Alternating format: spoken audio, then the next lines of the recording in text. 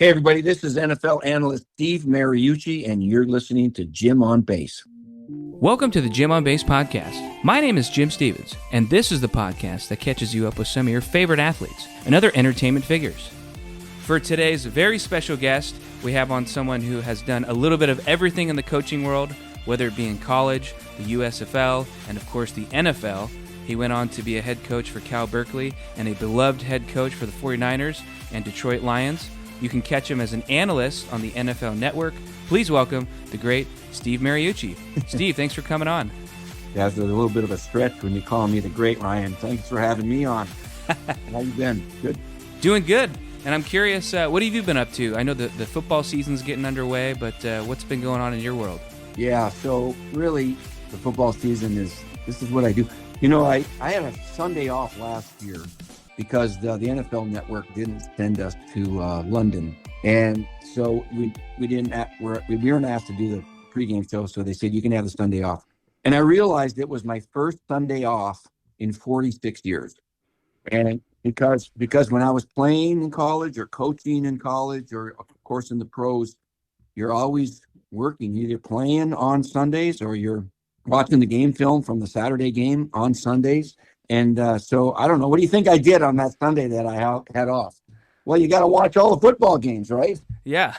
so that just I might as well not have had it off because I had to watch all the games to be able to talk about them. But this will be my 19th Super Bowl coming up with the NFL Network, and longest I've ever had a job. But it's, you wait for the season to start because this is what it's all about. This is why I work, and I love it. And the season starts off crazy like it always does. And so my weekends are full from Saturday to Mondays with down in Los Angeles in the studio right across from SoFi Stadium doing pregame shows for the Sunday games and the Monday games. And I just love it. Yeah. No, it sounds great and like a fun job, but I was curious. It is. How do you prep for all the games? Are you watching Red Zone in the studio, or do you get special video highlights and notes from NFL Network? Red Zone. So Scott Hansen, who does Red Zone, he stands there for 7 hours straight, right? And he does not, this is just a little secret, probably not secret, he does not go to the bathroom for 7 hours straight. He stands there and he talks for 7 hours and nobody else wants that job. He's so good at it. But no, I don't watch Red Zone because I watch all the other games. We have a kind of an auditorium that has all 8 or 9 games, at 10 o'clock for the Pacific Coast time slots. And then 4 or 5 games just after that at 1 o'clock. We sit there and watch them all. And then, of course, I can watch them back during the week on my film at home. But, they give us research notes.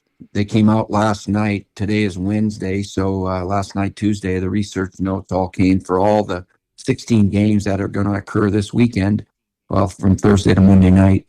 And so there's a lot of reading and a lot of watching some film. And then we get our rundown for the shows on Sunday. It's a 4-hour pregame show. We'll get that on Thursday. And we'll start doing that up and preparing. So in a 4-hour show, Ryan, I'll have about 23 chats to get ready for. And so, wow. And my wife still doesn't get it. Like I said, I've been doing this for 19 years. And she goes, "You're just talking about football." I mean, I go, I don't just show up. You gotta study, and you gotta know the facts, and you gotta know some statistics, and who's not playing, and who should be favored, and all of those things.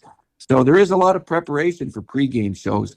It's a little different for highlight shows because you're just kind of reacting to what highlights that occur and what you show on TV. But the pregame stuff requires a lot of research. Yeah, and I'd love to be a fly on the wall. You've worked with guys like Rich Eisen, Kurt Warner, Marshall Faulk. Probably got to get some good conversations going during the games, right? Michael Irvin, yeah. So, we've had Marshall Faulk, we've had Warren Sapp, we've had Deion Sanders with us too. But Rich Eisen has been at the NFL Network since its inception 20 years ago, and I'm the second longest tenured guy, going on 19. And so we just kind of do a lot of shows together, and he's as good as they come. Rich Eisen, he does a lot of other things. He has his own podcast too, and his own show, the Rich Eisen Show, every day, every morning for 3 hours. So we have a good bunch of guys. I love those guys, and we enjoy working together. A lot of great memories seeing you guys through the years on Sundays, and it made me wonder too. Where is home for you these days? Because I thought I heard you on a radio interview the other day, and it sounded like maybe you're in Montana or something. Yeah, I did a radio show. Was that Murph and Mac? Who was it with? I think it was Mr. T with Tom Tolbert. Mr. T. I do some local every now and then. They give me a call and then we'll yap about the Niners or whatever. But I happen to be in Montana. I'm building a home in Montana, and my primary residence is in Los Gatos in Northern California here. I used to live in your neck of the woods in the East Bay when I was coaching at Cal, and had to move over here when I started coaching the Niners. Commute was just too long. So my primary is over here in Los Gatos, and then I Montana is a place I love. When we go up there a lot. In fact, I'm going up there next Tuesday. Right after I get done with pregame show on Monday, I will be flying up there Tuesday morning. Do you ever put your cowboy hat on and pretend you're in a Yellowstone episode, or? It's where they filmed it, I mean, it's like, yeah, John Dutton and Rip, and they're all hanging around over there. Yeah. And it's just gorgeous country. It's right next to Glacier National Park, and Whitefish, Montana is just awesome. Just love it. Well, I gotta wonder, is it just you and the wife now? Or are you guys empty nesters, or? We are empty nesters. My 4 kids are scattered around this country, and I have 6 grandkids. And so we spend, you're probably going to ask me, what do I do with my time when I'm not talking about football? We chase our kids around. And that's what we love to do. And we visit them as often as we can. I just came back from Nashville a couple days ago, visiting one son, Stephen, who lives in Nashville with his wife.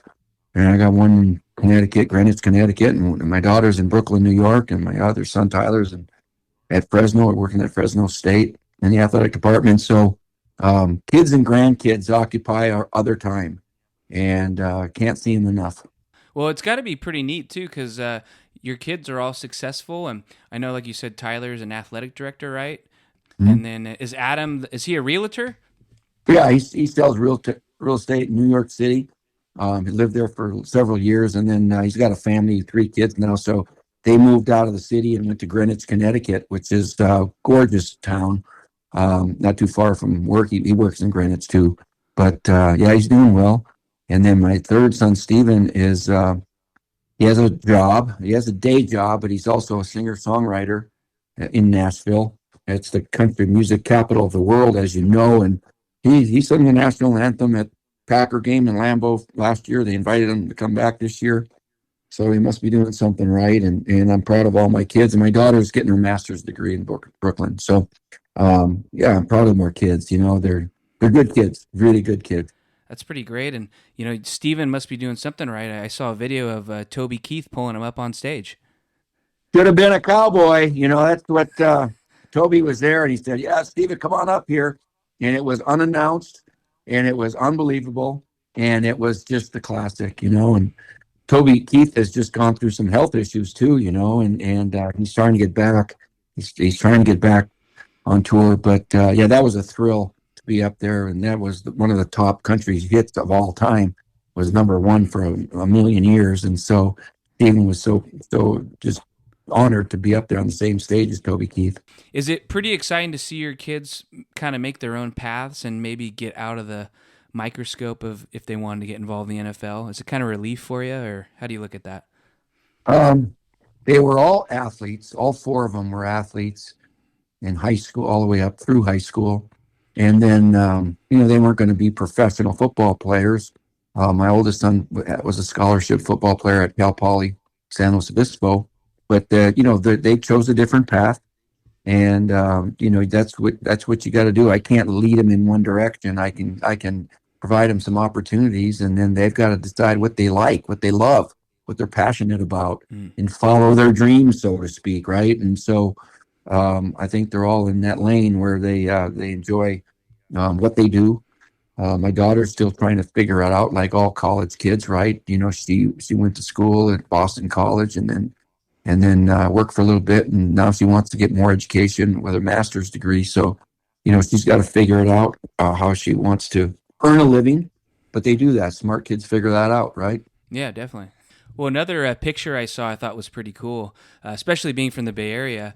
You had a picture with Willie Mays, and I know you took a picture in front of the Willie Mays statue as well, in front of the Giants Stadium. So, was he one of your favorite guys growing up? He was, and I grew up in Michigan, and I might have been, I don't know, I was playing Little League Baseball, maybe 10, 11 years old, and we would get Sports Illustrated. He was on the cover, and I looked at this guy and I go, hey, that's a good looking guy. I like the way that hat worked. I wasn't a Detroit Tiger fan growing up in Michigan. Became a Willie Mays and San Francisco Giant fan for some odd reason. And then he's hitting home runs all over the place, and he and Willie McCovey and Warren Marshall and everybody. So I became a San Francisco Giant fan at age 10 or 12. And it was a bizarre thing. But anyway, I don't know what picture you saw, but he came. I have a bocce ball tournament that I've hosted now for 25 years here in the Bay Area. We've raised millions and millions of dollars. And John Madden was with me for 20 years of it. And Willie Mays came, all kinds of celebrities have come to it.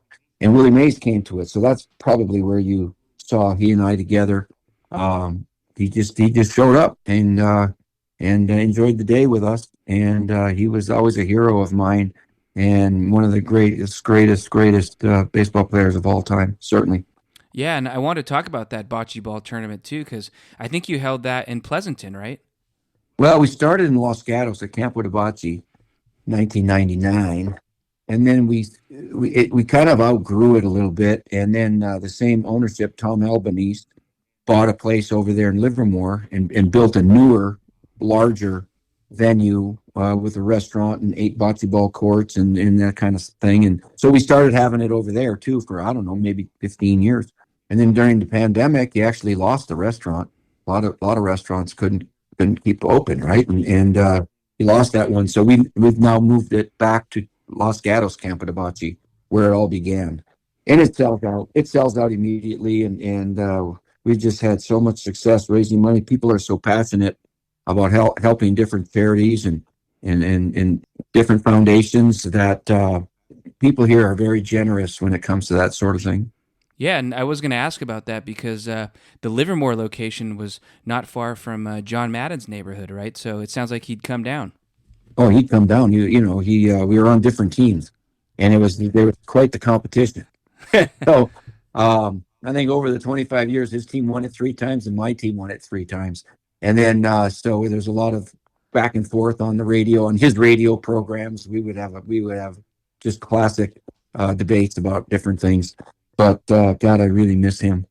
He was such an integral part of not only the NFL but this community in the Bay Area, and he's just an icon. And that was all for the Mariucci Family Foundation, right? Well, not all. I mean, we would split it. The tournaments we bring in $500,000, okay, and didn't start off that way, but they're that big right now, and so we would split the proceeds up after we pay some expenses. John would determine where a third of it would go. I would determine where a third of it would go, and mine would go to the Mariucci Family Foundation. And Tom Albanese would determine where his third goes, and he would support. He's on the board at Special Olympics of Northern California. John Madden was juvenile diabetes, and so mine was the Mariucci Family Foundation. So not all the proceeds would go there. We would also support, when we were in Livermore, we supported the high school football programs. There was 6 or 7 schools there that we would, since John Madden and I were on the player safety advisory panel for the NFL together, and concussions are a big thing, right? And so we would supply the high schools over there with new helmets each year.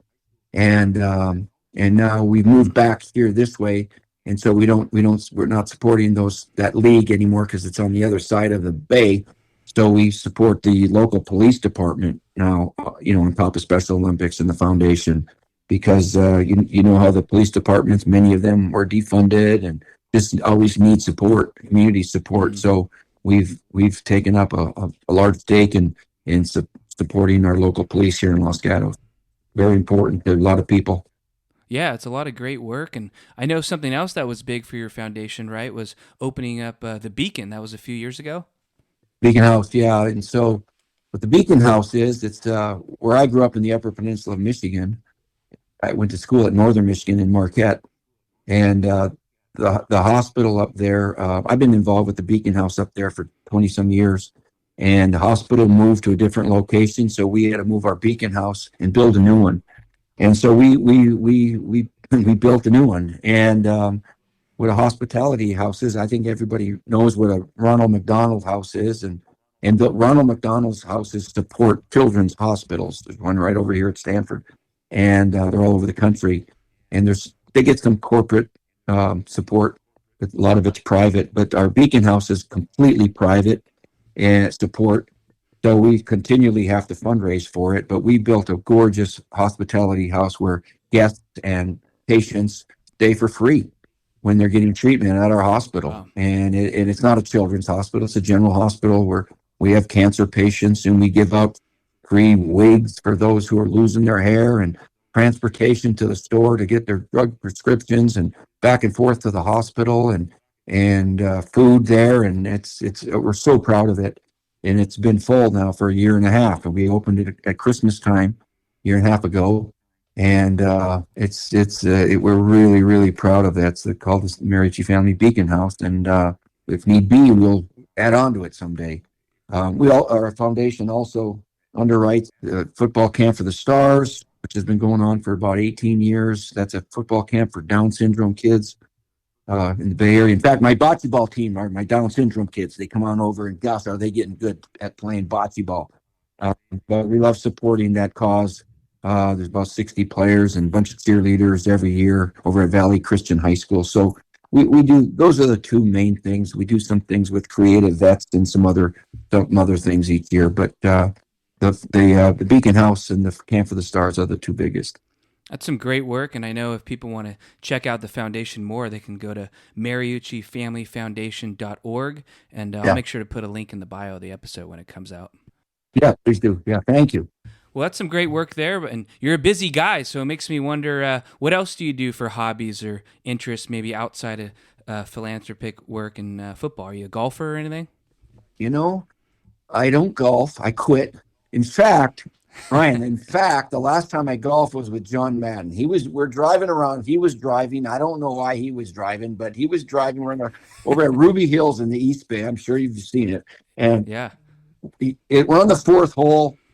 He goes, "Mooch, are you hungry?" I go, "Of course I'm hungry." He took a left. We went into the clubhouse. We sat around and ate all day long till the golf tournament was over. And then we ate again, and we had a good time. And I've never picked up my club since. And that was like 15 years ago. And so why did I quit? Well, when you have when you have busy kids, it's like anything else. If you're going to be good at anything, if you want to enjoy it, you got to be sort of good at it. And if you're going to be good at anything, you got to practice. I just couldn't take the time to go out and practice and play once or twice a week or whatever that takes to get good enough to enjoy it. I would golf 4 or 5 times a year at charity events and suck. And it was just not any fun. So I said, if I have 5 hours, I'm going to spend it with my kids, or I'm going to be at their soccer game, or watching them play basketball, or whatever they're doing instead of golf. So I swear I haven't golfed since. And we'll see if I pick it back up, because the kids are gone now, and so maybe I can do that. Yeah, well, when you're not doing the grandpa life, you got to get out there and get some swings going. Yeah, and then I don't gamble or play cards, or I don't have any vices. I don't hunt or fish a whole lot. I wish I could do more. Maybe I'll do that more in Montana when I get up there. So my hobby, I guess, is my family, and my vocation is talking about football, because ever since high school, this is what I've done, really. And so I've been very lucky and blessed to be in it. It's a game. It's a sport. It's not a job. I don't look at it as a job. It's something I love to talk about, love to do, love to watch and analyze. And so that's my vice, I guess. Yeah. Well, I am curious, how long have you been married? 41 years. Wow, that's a good stint right there.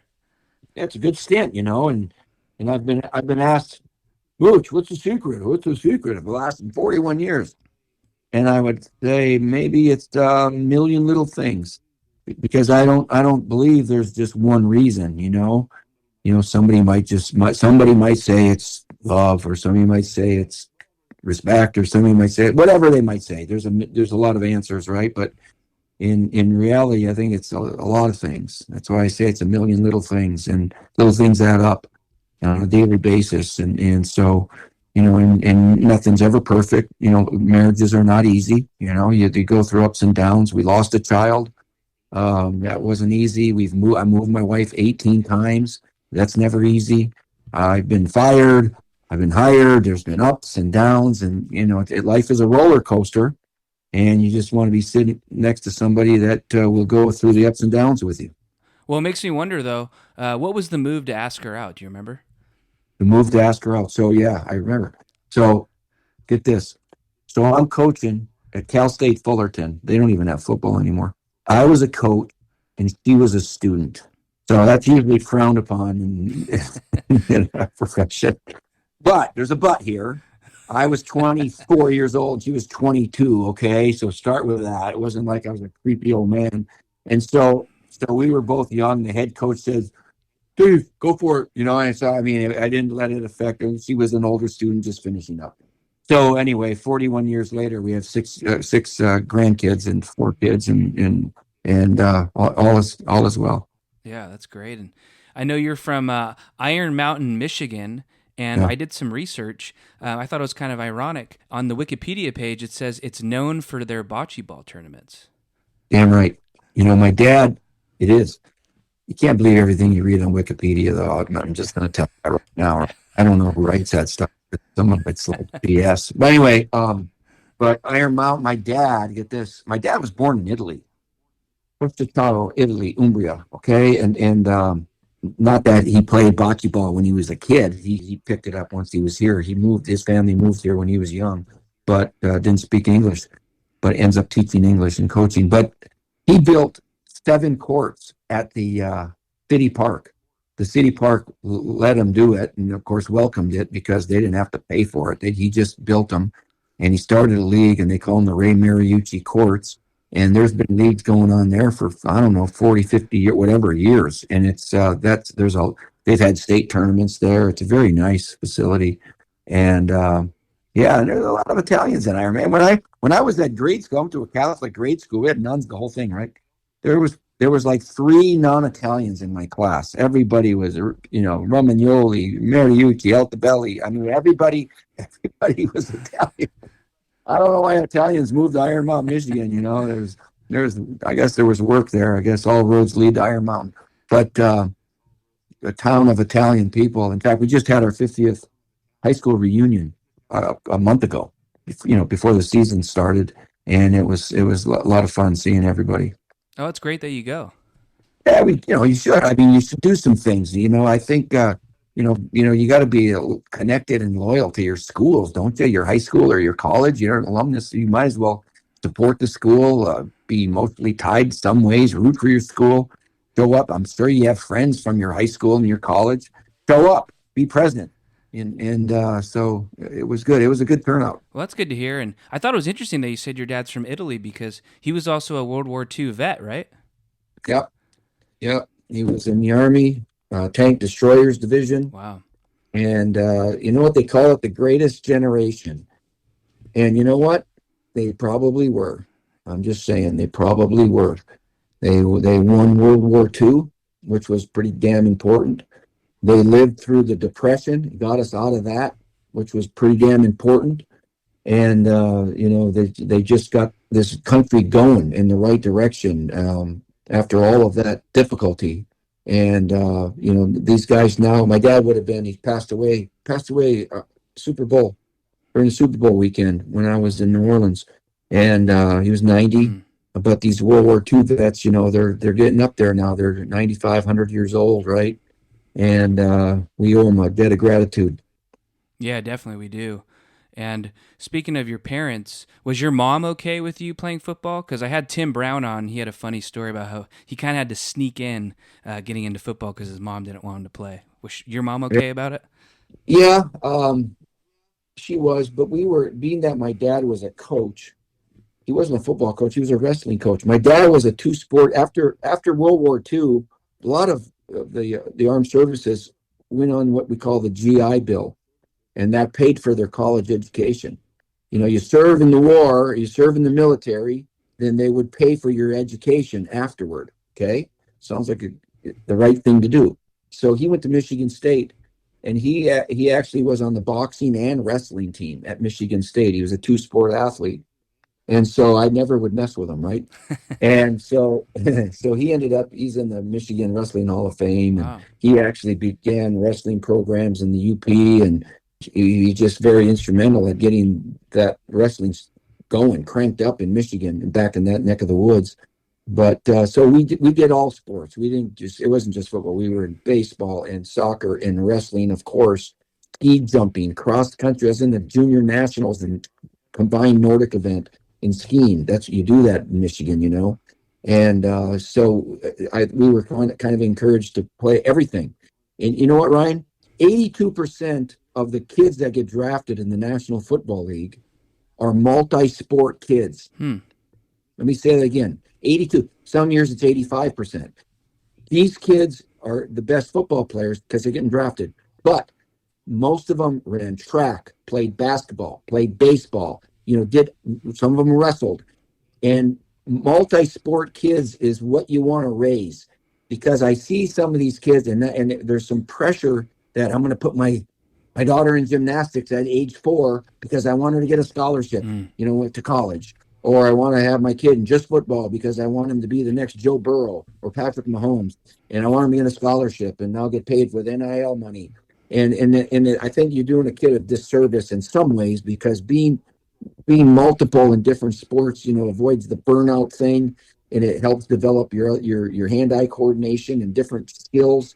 Wrestling is different than playing football, and basketball is different than playing football. And I think kids that can do some other sports in their respective seasons is a great thing. It makes it fun. You have different teammates. Anyway, so I'd encourage parents to allow your kids, expose them to a lot of different sports. Don't be picking one sport at age 8. It's too soon. Maybe you pick one in high school, maybe not. Maybe you pick one in college. We'll figure it out, but keep them with a variety of things that they could be interested in. And I think something else that'll keep him fit through the years, I can see maybe why you picked California to live in, because you don't have to shovel snow anymore, right? After Green Bay and Michigan. Shoveling snow is good for the soul. I would have to get up, and my mom would, if we got a snow in Michigan, my mom would wake me up early because the snow plows would go by, and woof, you'd have about 2-foot bank right in front of across your driveway, and we'd have to get up and shovel it dark out. You'd have to shovel it before you can go to school. And like, oh, I hate this. But you just that's how you live back there, and you that's what you do. And so you develop a little responsibility or work ethic, right? It's not easy. Gets the cardio going at a young age. Yeah. Well, you went to Northern Michigan for college, and I know people have mentioned in the past, but I thought it was really interesting. You were friends with legendary basketball coach Tom Izzo. I was just wondering, how did you guys finagle it to be roommates in college? How did you guys get that to happen? We grew up together. I was on the north side. See, Iron Mountain only has 3 sides. I don't know how that works. It's the west side where Izzo was from, the north side where I was from, and the east side. There was no south side. I don't know why. Anyway, we hated each other's guts when we were kids because he was at a different school, and we always would play against each other. And man, did we compete, And in basketball, I'd cover him, he'd cover me, and he was really good. He could dribble behind his back in 5th grade. And then in baseball and football and I mean everything we competed against each other. But then once we went to high school, there's only one high school there, so now you got birds of a feather flock together. So we became friends, and we were the captains of all the teams, football, basketball, and track. But so we just became really good friends. So we went to college together too, and we're godfather of each other's kids and best man at each other's weddings and all of that stuff. And so we've just known each other for 60 years. And so just talked to him 2 days ago. So anyway, that's how we roomed together. I mean, we were going to go to college together somewhere, and it just so happened to be at Northern Michigan because we were kind of home buddies anyway. We didn't like to party, and we liked to go home on weekends. I mean, we'd either hitchhike or drive to Iron Mountain. It's 68 miles away. and unless we were in sports, and then he was basketball and I was football. So anyway, we're best friends, and even today. And so I just think it's really important for somebody to have a best friend. If somebody doesn't have a best friend, well, find one, because you can't be best friends with everybody, right? And in a confidant, somebody that you can talk about anything with, anytime, good stuff, tough stuff, everything. And you're kind of in some weird way a soulmate, you just anyways, I respect the heck that he's. I'll tell you a quick story. We made a deal. We were both coaching. We started coaching at Northern Michigan together, being basketball and football. Anyway, then when we decided that's what we want to do, we said, all right, let's, if you ever coach in the Final Four, you take me, and if I ever coach in the Super Bowl, I'll take you. Because we used to take each other to the sports banquets and to everything. It was kind of weird. And And so he's taken me to 8 Final Fours already, and I still owe him 8 Super Bowls. But and you know what? He's going to have a good team again at Michigan State this year. It might be another Final Four. I'm like the damn mascot. I show up. I'm in the meetings. I'm on the Yeah. bus. I'm in the locker room, and the whole thing. Yeah, I'm like a mascot there. Well, it made me wonder too, because as you know, he coached so many great players, one of them being Draymond Green. So does he get you free Warrior tickets or? Oh, we've been to games. Yeah, let me tell you a Draymond Green story. So I'm in the locker room. Michigan State at Final Four had just lost to Duke in the Final Four. So the only people that are allowed in the locker room is the team, the coaches, the president of the university, the athletic director, and me and Irvin Johnson. Okay, magic. Wow. So it says, hey, because they just got beat and season was over, and Irvin Magic Johnson just says, hey, good job, guys. Blah blah, proud of you. Blah blah blah. He was great. And then this kid in the back, stands up and says, listen to me, seniors. I'm sorry we didn't win this one for you. Fell short. We weren't quite good enough today. But I'll tell you what, I promise you, we're going to get back here. And all you other guys sitting here, we're going to start practice tomorrow. So get your ass ready. We're going to practice. I'll meet you in the gym tomorrow, and we're going to get started for next year because we're going to do this right. You know what it was? It was Draymond Green. He was a freshman from Saginaw, and he was just as wound up then as he is now. I love him. He's like a son to Tom Izzo, and it was profound to see a kid. You see a senior or a captain or an older guy do that once in a while. He was a freshman, and so and he stayed there. He didn't come out early and all that baloney. He stayed there because he was loyal, and he wanted to get it done there at Michigan State with Izzo. So I've had the utmost respect for Draymond for a long, long time. Well, that's a great story, and you kind of mentioned like being the mascot too, and it made me think you're kind of a good luck guy to have around, right? Because it made me think. I am good luck. Yeah, I mean, Yeah. you won the national championship, and the season before that, you guys were 0-10, right? So you got something going. So yeah, so that was the Division II football at Northern Michigan. Yeah, we were 0-10 my freshman year, and so when we won the national championship the next year, and there was only two divisions. There was major college and small college, and all the Division I AA schools were in Division II then. A lot of the Division I schools were in Division II then. It was very competitive, big time back then, and we won it all. And so when I got to working with the network here, I had a research department look and see if that's ever happened before, and they researched all the pros, all four major professional leagues to see if a winless team ended up winning the championship the next year. It obviously never happened. All of pro women's sports, all of college, every sport, men and women, NAIA, NCAA, never ever happened except that one time at Northern Michigan where a team was over in one season and won the national championship the very next season. It's never happened but one time. And so, I was lucky enough to be on that championship team in 1975 at Northern. Well, I'm looking forward to the documentary. Well, they made one already, and they're trying to make a movie out of it. We'll see if it ever happens. But there's a 90-minute or a 76-minute documentary on it and this and that. But it's quite a story. It's kind of an underdog story, obviously. It's like American Underdog. You ever see that with Kurt Warner? Oh yeah, I did. Yeah, I'm in that movie. They portrayed me as the guy who cut him, which was kind of BS because it didn't happen that way, but it was good television. So, yeah, yeah, there might be a movie someday. Well, that's great. We'll keep our eyes peeled. And one thing I just Yeah. wanted to ask you, you've done so many different coaching jobs in your life.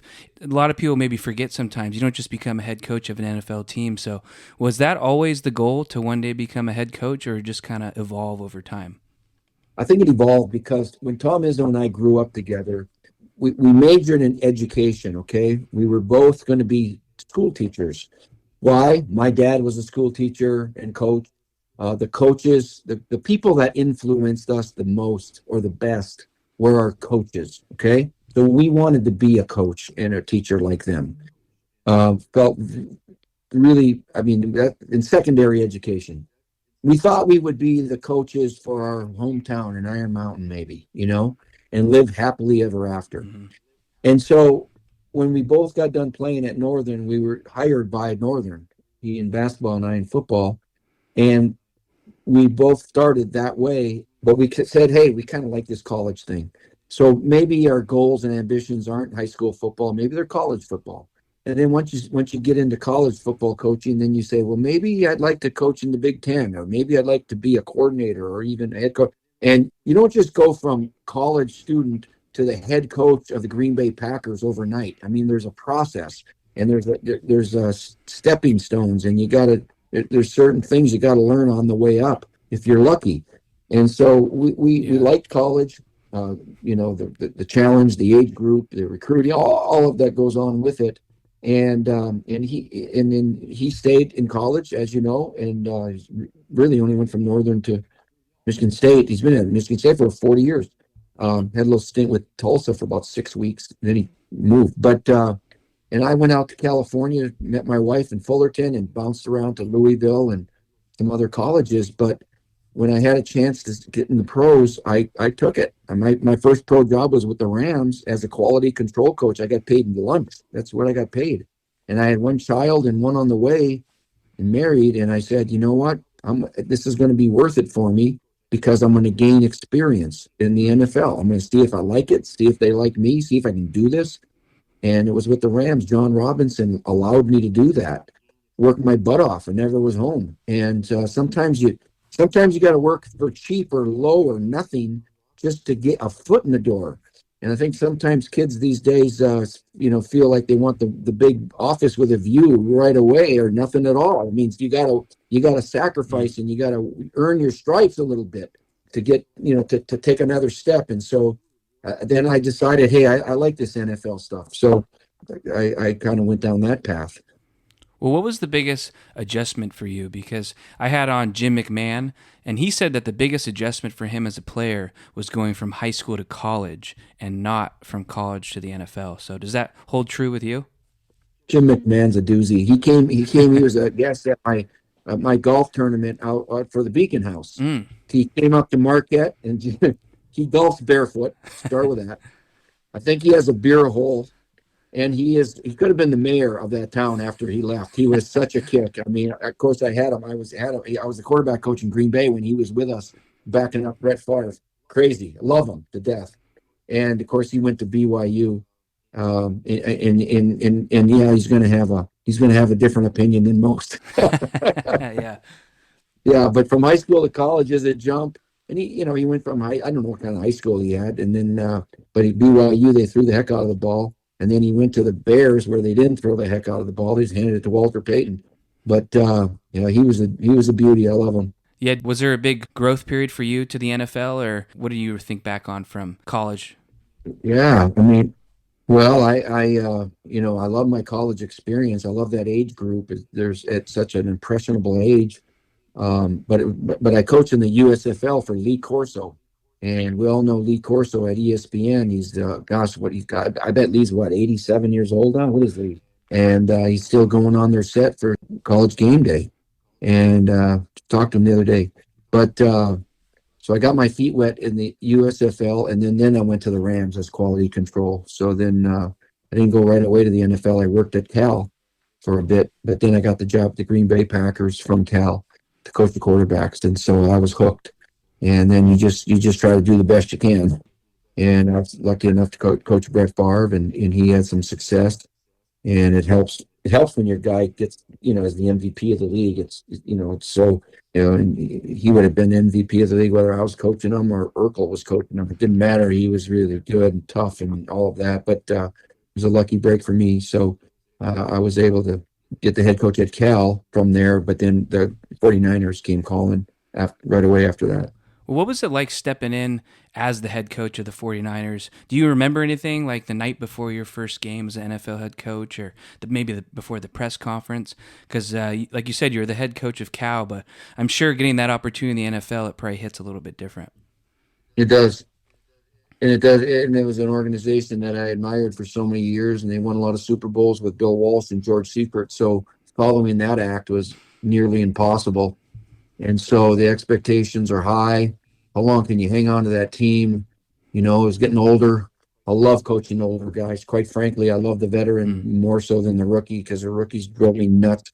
And freshmen and rookies drive me nuts because they're like a little puppy dog just all over the rug. And so, Jerry Rice, when he was Steve Young was 37, 38, 39, right? And just a veteran kind of team that knew how to do things. And we had to replace some of them, but it was a thrill. It was an honor to work for Eddie DeBartolo, greatest owner of all time, and Carmen Policy, just a great president. Those two guys came over to Cal and kind of took me there and said, "You're coming with us.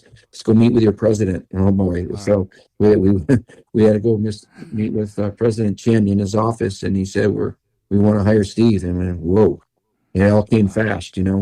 So it was a thrill. It was a thrill. Well, how do you gain, especially a veteran team, how do you gain their respect as a new coach? Yeah, that's it's a good question because you got to show competence and you got to show it early.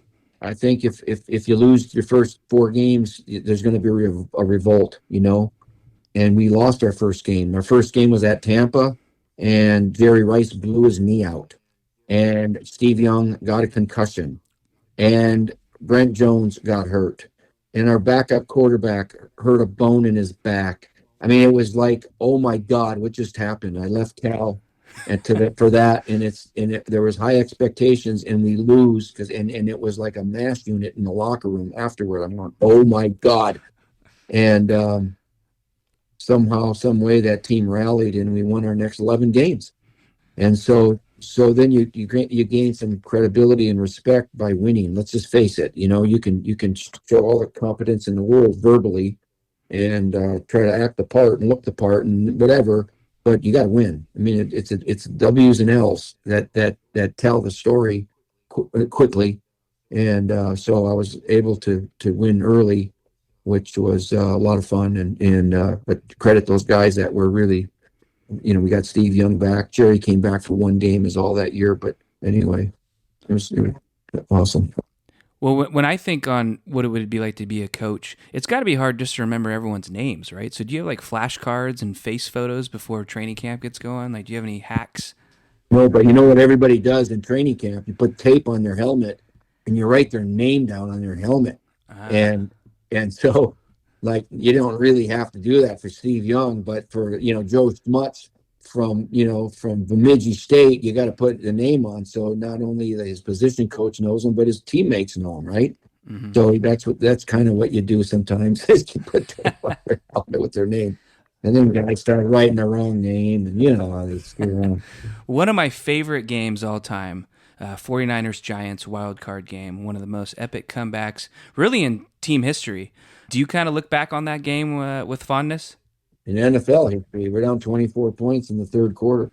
So yeah, I remember it very well. It was one of those things that was we're getting our butts kicked. Everything was going away from us. It was going their way, and then all of a sudden, we threw out the game plan a little bit and went 2-minute offense and changed our defensive plan and started getting after them and get a little touchdown here and a little punt return there and a little 2-point play there, and all of a sudden the fans wake up and it just momentum. Just we started wearing a red jersey, and then we won that game with Ty Street at the end on the touchdown pass. and the place went berserk. I've never heard it so loud in my whole life. It just exploded. And so it was very memorable. I'll tell you why it was very, very memorable. Not only was it like the second biggest comeback of all time, down 24 in the third quarter, but it's my last game as a 49er coach because the next week we went to that was a wild card round, and then we went to the division round in Tampa and got beat, and I got fired the next day. So that's why it was memorable.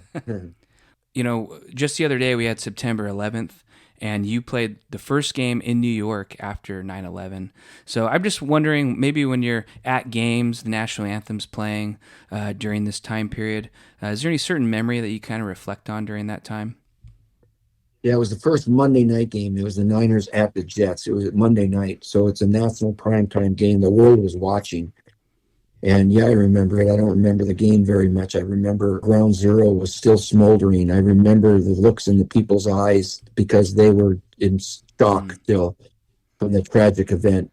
The teams were, we after 9/11 happened, the league took a week off, didn't play any games. And then we played a game. We had a home game the week before against the Rams, and then we went out to New York for that Monday night game. But it was against Herm Edwards, a friend of mine, and the stands were, like I said, in shock and somber, just kind of, I think, anxious to get out and do something else and think about something else for a few hours just to get back to some normalcy. And it was very patriotic, and so. It was just a thrill and an honor to be in that kind of a role. We won the game. I gave game balls to the fire department and the police department. And I remember flying out of there, and we flew right over Ground Zero, and it was still red and smoldering. It was just a very emotional week. Wow. And you never know what people are going through, who's connected to what. And one of your former players, right, was involved as a victim in 9/11. Is that true? Brent Woodall? Brent Woodall at Cal, when I coached at Cal the first time, he was our captain. He had the highest GPA on the team in business. He was working in the Twin Towers when it happened, and he was up on the high floors, and he was I think 80th floor, and plane crashed underneath him, and there was no way out. Man. And he called his father, and he said, "Dad, I'm stuck here. And just tell Mom I love her." Wow. And that was it. Yeah, as you know, September 11th just happened, so, always rest in peace to all those victims, and somewhat of a special memory, that you were able to kind of console the city and the nation, really. Everyone tuned in during that time. Well, Steve, I got to say, it's been great to have you on. Thanks for the time, and I just got to ask, what else is on the agenda today? What are you doing? I'm playing bocce ball. It's a fundraising event, not for my foundation. It's for another one, for Crystal Ray. It's a high school, it's a Jesuit high school, where businesses will employ these kids. You got to work, but they pay them. What they do is they literally pay their tuition for the school. And so it's a giant fundraiser tonight.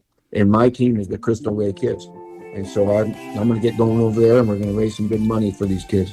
Awesome. Thanks for the time, Steve, and kick some ass tonight. Thank you. And there you have it. Hope you enjoyed my time with former NFL coach Steve Mariucci. Make sure you check him out on Sundays on the NFL Network as well. And if you haven't already, make sure to give us a follow on Twitter. And if you have any guest suggestions, shoot me an email at jimonbaseshow@gmail.com. And we'll see you on the next one.